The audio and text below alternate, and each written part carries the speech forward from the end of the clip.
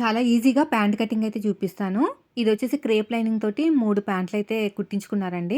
ఏమి లేదండి, సగానికి ఫోల్డ్ చేసేసుకొని లెఫ్ట్ నుంచి రైట్‌కి ఇంకొక ఫోల్డింగ్ చేసుకుంటే మొత్తానికి మనకి ఒకేసారి 2 కాళ్ళు అంటే లెగ్స్ అనేవి కట్ అయిపోతాయన్నమాట. కింద పట్టి ఎతకడానికి 1.5 ఇంచులు వదిలేయండి. హైట్ ఎంతొచ్చిందో అంత చూసుకోండి.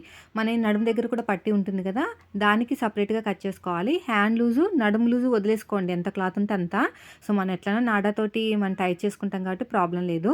సో, ఇప్పుడు ఇక్కడ నీట్‌గా కట్ చేసుకొని, కింద లేయర్స్ అనేవి సెపరేట్‌గా కట్ చేసుకొని, ఇక్కడ కూడా కిస్తా వరకు నీట్‌గా కట్ చేసుకోవాలి. మన దగ్గర ఆది ప్యాంట్ ఉంటే చాలు. చాలా సింపుల్‌గా అయిపోతుంది. దీన్ని తీసి పక్కన పెట్టేసేయండి. ఇలా కొంచెం కిస్తా షేప్ అయితే ఇచ్చేసేయండి. ఇప్పుడు నడుము లూజ్ ఎంతుందో దానికన్నా ఒక 1 ఇంచ్ ఎక్కువ తీసుకోవాలి. మళ్ళీ మనం అతుక్కోవాలి కదా! అందుకని. సో, క్లాత్ ఎక్కువ ఉన్నా పర్లేదండి. నాడా పెడతాం కాబట్టి సరిపోతుంది. హైటు కింద మనకి కొద్దిగా క్లాత్ అయితే యాడ్ చేసుకోవాలి. నడుము లూజ్ కన్నా ఎక్కువ తీసుకుంటున్నాను. మన దగ్గర ఆది ప్యాంట్ ఉంటే చాలండి. చాలా బాగా వచ్చేస్తది.